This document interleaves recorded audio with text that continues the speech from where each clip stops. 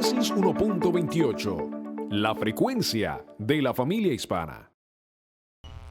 Mis amados hermanos, muy buenos días y bienvenidos a este tiempo de estudio bíblico devocional. Su hermano pastor Roberto Alfaro, Iglesia Cristiana Integral en la ciudad de Cherryville y en la ciudad de Asheville. Les saludamos y les damos una cordial bienvenida a este tiempo de Parashá, el Parashot de la semana número 38.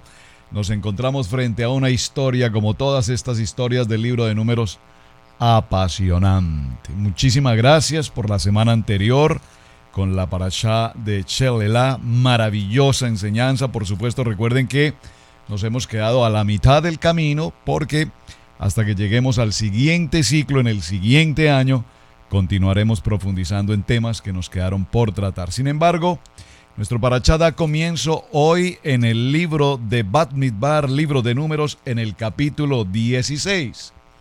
En el capítulo 16 aparece un título ya muy interesante de por sí: la rebelión de Coré.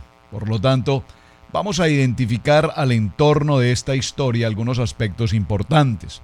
Desde luego, la importancia de Coré, quién es Coré, su genealogía es muy importante tratarla aquí.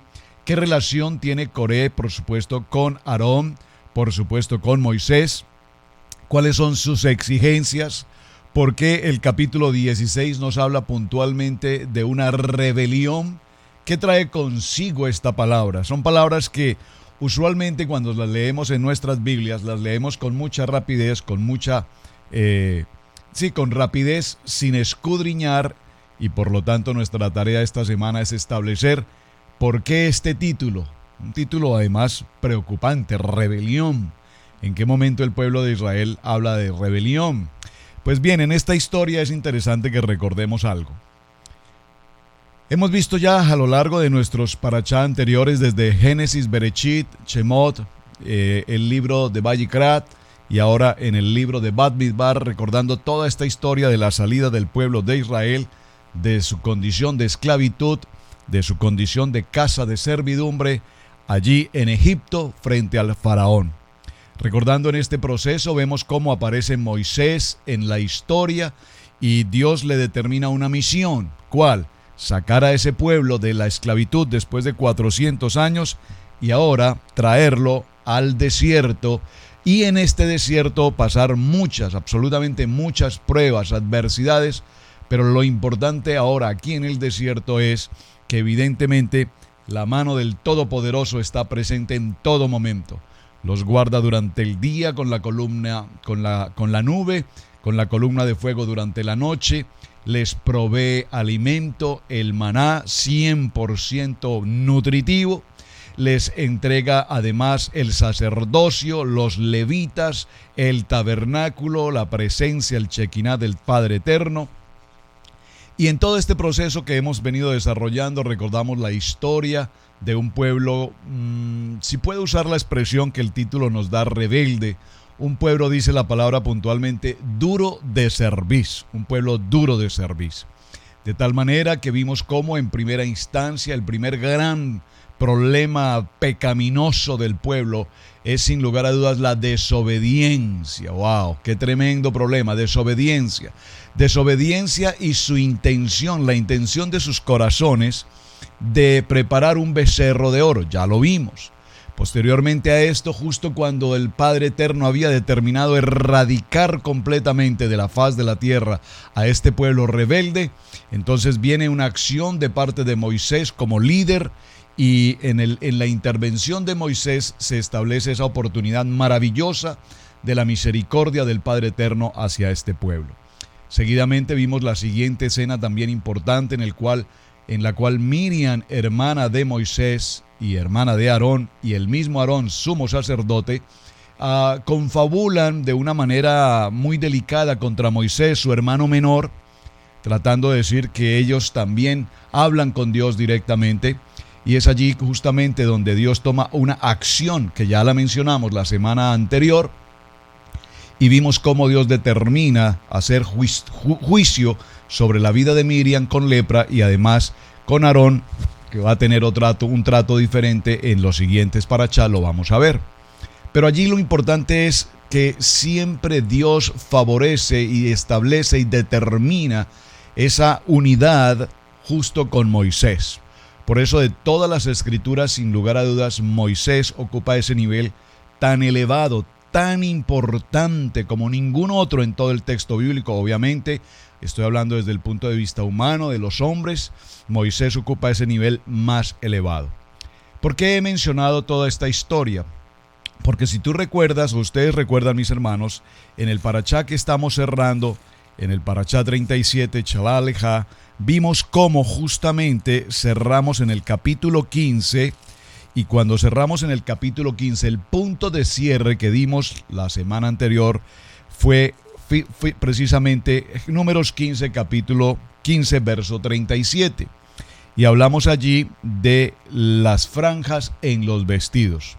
Preste atención un momento, por favor, a este punto y por qué lo quiero retomar.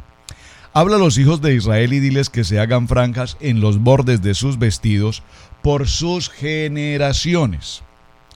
Por sus generaciones. Y pongan en cada franja de los bordes un cordón de color azul. Y os servirá de franja para que cuando lo veáis os acordéis de todos los mandamientos de Yahweh para ponerlos por obra, y no miréis en pos de vuestro corazón y de vuestros ojos, en pos de los cuales os prostituyáis, para que os acordéis y hagáis todos mis mandamientos y seáis santos a vuestro Dios.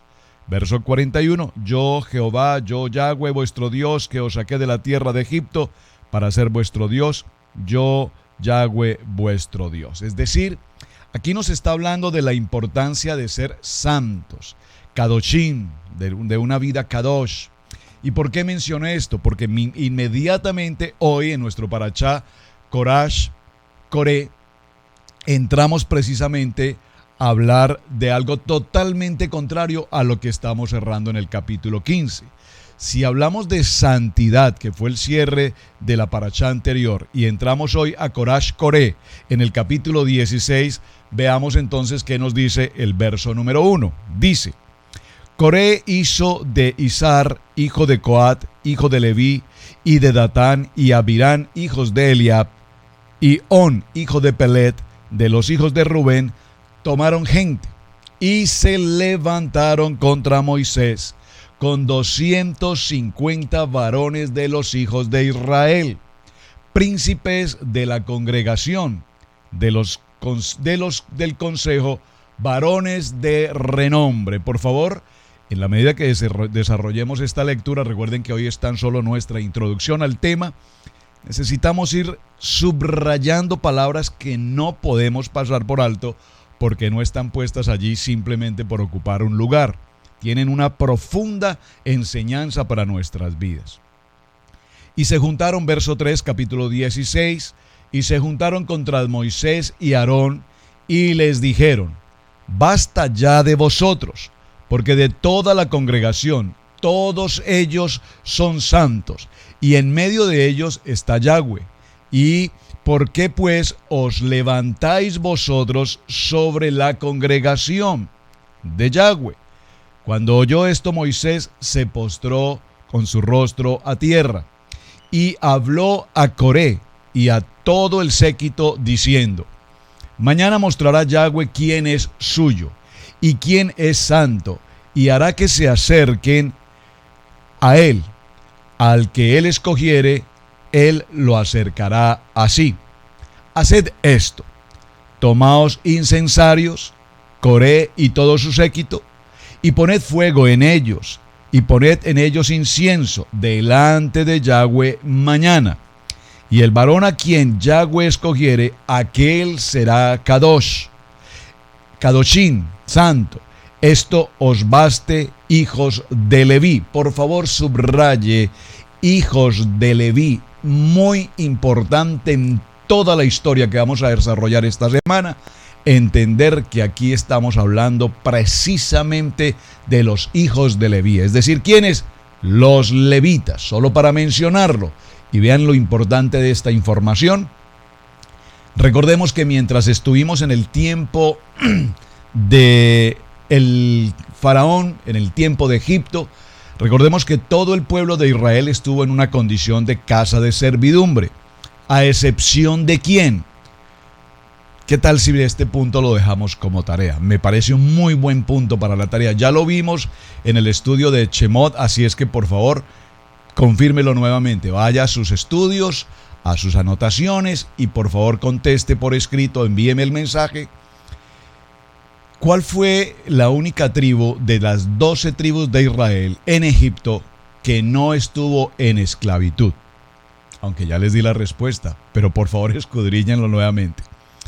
Dijo más Moisés a Coré: oíd ahora, hijos de Leví, ¿os es poco que el Dios de Israel os haya apartado de la congregación de Israel, acercándoos a él para que ministréis en el servicio del tabernáculo de Yahweh y estéis delante de la congregación para ministrarles? ¿Y qué te hizo acercar a ti y a todos tus hermanos los hijos de Leví contigo? ¿Procuráis también el sacerdocio? Por tanto, tú y todo el séquito sois los que os juntáis contra Yahweh, pues a Aarón, ¿qué es para contra él, para que murmuréis? Y envió Moisés a llamar a Datán. Por favor, ahora subrayemos en el verso 12, Datán y Abiram. ¿Hijos de quién? Subraye, ¿hijos de quién? De Eliab. Mas ellos respondieron: no iremos allá. Es poco que nos hayas hecho venir de una tierra que destila leche y miel para hacernos morir en el desierto, sino que también te enseñorees de nosotros imperiosamente. Por favor, este verso 13 de capítulos 16 básicamente va a ser nuestro tema de semana. Leámoslo nuevamente. Es poco que nos hayas hecho venir de una tierra que destila leche y miel. Por favor, preguntémonos un momento. ¿De dónde fue sacado el pueblo de Israel? ¿De dónde salieron? ¿De qué condición salieron? Salieron de una condición de esclavitud, casa de servidumbre.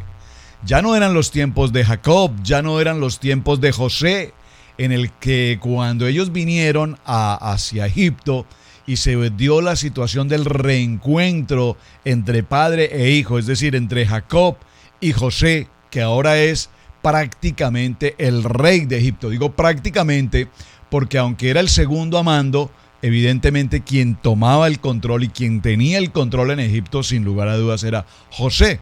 El rey básicamente se ocupaba de sus actividades de carácter personal, de su posición de rey como tal, pero realmente quien tenía el control, la administración de todo el imperio, pues es José.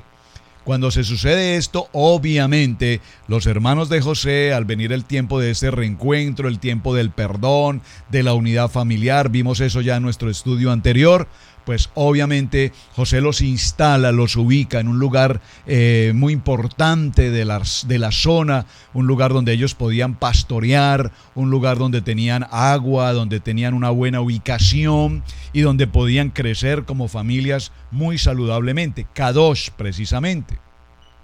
Pero los tiempos de José pasaron, Jacob murió José y con los años todo este pueblo de Israel que habían gozado de ciertos beneplácitos por la ubicación, por la posición que tenía José, pues todo esto con el tiempo pasó. Recuerden que el faraón en algún momento determinó que el pueblo de Israel crecía tanto que era peligroso que ese pueblo eventualmente formara una alianza con enemigos del faraón y vinieran contra ellos y los atacaran. Por lo tanto, el rey determinó, o el faraón del momento determinó, llevar a todo Israel a su condición de esclavitud. Estoy retomando algo que ya hemos estudiado, pero simplemente porque es importante recordar esta historia. Todo este proceso, ¿por qué? Porque ahora nos encontramos que después de salir de su condición de esclavitud y estamos en el momento en el que ya pasamos por la segunda gran condición. ¿Cuál fue? La primera, el becerro de oro. La segunda, el momento en el que Miriam y entre comillas Aarón participó no directamente, pero apoyó de alguna manera a Miriam en la shonjara, en la murmuración en la crítica hacia su hermano Moisés, vimos cómo allí Dios hace juicio y respalda incondicionalmente a Moisés. Esto es muy importante tenerlo presente.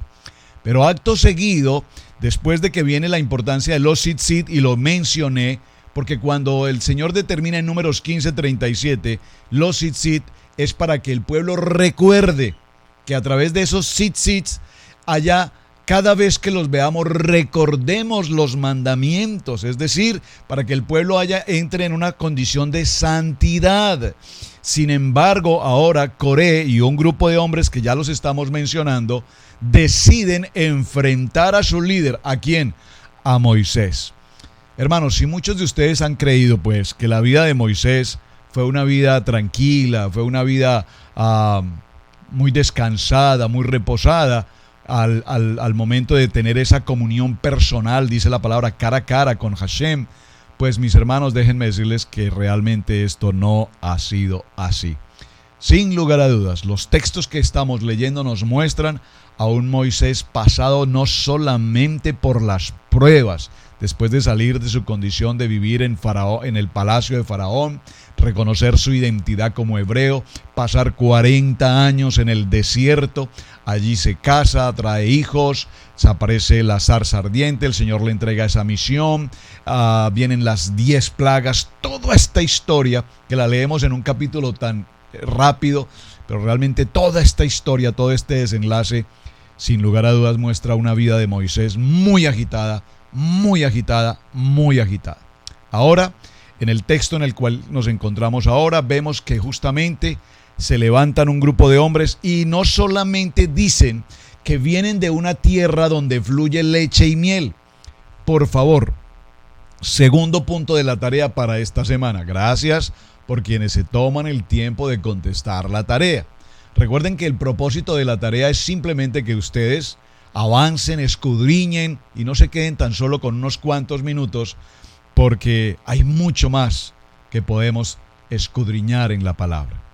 Observen, voy al capítulo 16, Números, verso 13. Bamidbar dice: ¿es poco que nos hayas hecho venir de una tierra que destila leche y miel?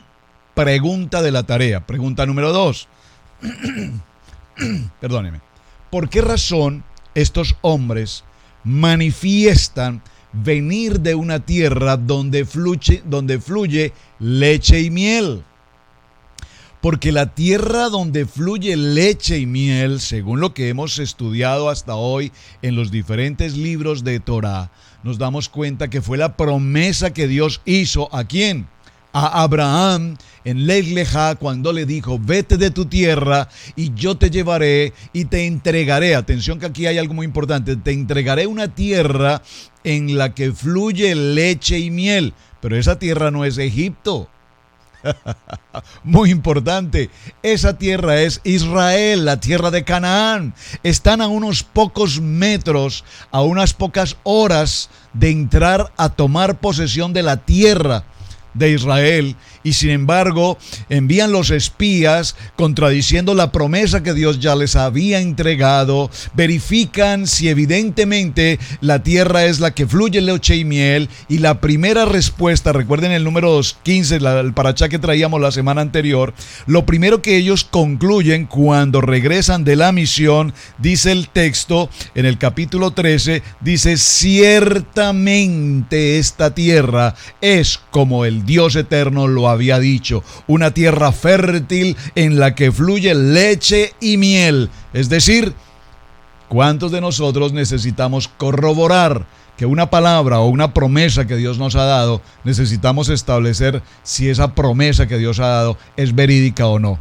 Esta gente necesitó ir hasta esa tierra y establecer. Observen, lo primero que ellos dicen al regresar de ese lugar es: ciertamente en esta tierra fluye leche y miel. Entonces, ¿por qué razón en este capítulo 16, en el verso 13, estos hombres, Datán, Abiram, es poco que nos hayas hecho venir de Egipto, de esa tierra donde fluye leche y miel? Número 1. Número 2. para hacernos morir en el desierto? ¿Es verdad acaso que Moisés sacó al pueblo de Egipto de la esclavitud para hacerlos morir en el desierto? ¿Fue esa la intención de Moisés?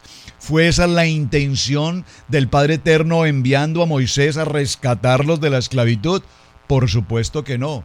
¿Por qué razón se determinó que el pueblo de Israel debía morir en el desierto? Y ahora, cuando están a pocas horas de entrar a la tierra prometida, el Señor ahora determina en un juicio, determina que ahora pasarán 40 años divagando en el desierto hasta que toda esta generación de incredulidad muera. Solamente pasarán a la tierra prometida los menores de 20 años, es decir, los niños, las mujeres en cualquier edad, importantísimo, muy importante esa información, pasarán a la tierra prometida. Y por supuesto, Josué y Caleb, muy importante. Cuando ya todo Israel sabe que ellos no entrarán a la tierra prometida, porque ya Dios así lo determinó. Entonces, ahora ellos traen consigo una pena de muerte, porque fue la determinación que Dios hizo ante su desobediencia de los espías y hablar mal de la tierra prometida, hablar mal de Israel, hablar mal de una promesa que Dios les había dado. Dios determina entonces que todos aquellos hombres mayores de 20 años morirán y sus generaciones siguientes hasta que haya una generación, un renuevo completamente limpio de esta iniquidad para que posteriormente pasen a la tierra prometida. Observen, esto es muy interesante y repito, me estoy tomando un tiempo porque quiero que mediten lo que estamos observando. No podemos leer estos textos y pasarlos tan a la ligera porque aquí hay algo mucho más allá y mucho más profundo. Ahora bien, nunca fue el propósito ni de Dios ni de Moisés traer al pueblo de Israel al desierto para morir.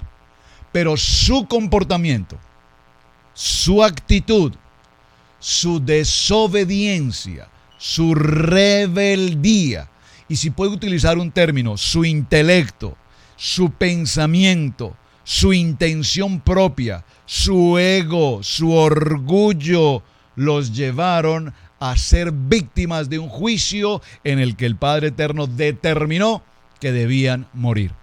Recordemos, por supuesto, no podemos pasar por alto que no solamente determinó que iban a morir en un transcurso de 40 años. Quienes fueron los 10 espías que hablaron mal de la tierra, ellos murieron de inmediato. Y nos narra el texto que fue una muerte extremadamente desagradable. Pero sus generaciones también debían morir. ¿Por qué? Porque vienen contaminadas con ese mismo gen de murmurar, de criticar, de calumniar, de no estar de acuerdo con las determinaciones de su líder, de desconocer que hay un Dios todopoderoso que los ha guardado, que los ha cuidado, que ha permanecido fiel. Pues a esa generación Dios no le va a permitir llegar a la tierra prometida. Pero repito, en este proceso es importante recordar que no solamente determinó 40 años, sino que la primera intención que Dios había tenido era erradicarlos por completo. Esta es la segunda ocasión en la que Dios está dispuesto a eliminar por completo a este pueblo duro de cerviz. ¿Qué pretendo mencionar con esto? Piense por un momento en el siglo XXI, en el tiempo que estamos viviendo justamente hoy. Un pueblo totalmente incrédulo, ateo, un pueblo totalmente apartado de las disposiciones de la palabra, un pueblo que se ha dividido en miles y miles y miles de conceptos teológicos denominacionales. Un cuerpo donde cada quien a su manera afirma y asevera tener la doctrina auténtica, la sana doctrina. Y a lo que llamamos sana doctrina no es otra cosa que el pensamiento de un grupo de hombres que determinan por ellos que esa es su sana doctrina. Al punto que todas las determinaciones, los protocolos, los ordenamientos de la denominación o del grupo en particular se someten a un protocolo de hombres totalmente apartado del único protocolo vigente llamado Manual de Instrucciones, Árbol de Vida, Torá. Y de paso, tengo que repetirlo porque sé que hay personas nuevas que están con nosotros. Es que nosotros no estudiamos Torá, me dijo alguien en estos días. Eso es un asunto de los judíos. Perdónenme que tenga que repetirlo, hermanos. Pero es muy importante que aprendas que cuando hablamos de Torá, hablamos de un manual de vida, de un manual de instrucciones. Y que ese manual de vida o instrucciones en griego se conoce con el nombre Pentateuco. Penta, que significa 5 libros, que son Génesis, Éxodo, Levítico, Números y Deuteronomio. Yo sé que muchos de ustedes, hermanos que me están escuchando, dirán: ay, pastor, pero es que eso ya es muy elemental, eso ya lo sabemos, eso es básico. Sí, pero hay muchos que llevan 30 años en la vida de una congregación y no saben algo tan básico y elemental porque nunca se los han enseñado. Y como sé que están hoy acompañándonos, me tomo el tiempo, no tengo ninguna prisa, porque considero la importancia de que usted conozca que Torá, a lo que tú llamas libro de los judíos, no solamente es ningún libro de los judíos, es el libro que Dios entregó al pueblo de Israel precisamente aquí en el desierto, en el monte Sinaí, pero que tiene que ver con los libros escritos por Moisés, Génesis, Éxodo, Levítico, Números y Deuteronomio. ¿Por qué es importante todo esto? Porque en estos textos nos estamos dando cuenta que cuando Dios había determinado eliminar por completo a este pueblo, Moisés por segunda vez interviene y pide la misericordia del Padre. Y en esa misericordia del Padre lo vimos, repito nuevamente, tengo que decirlo, en el Salmo 103, verso 8, léalo y veremos los 13 atributos de la misericordia de Dios para con su pueblo.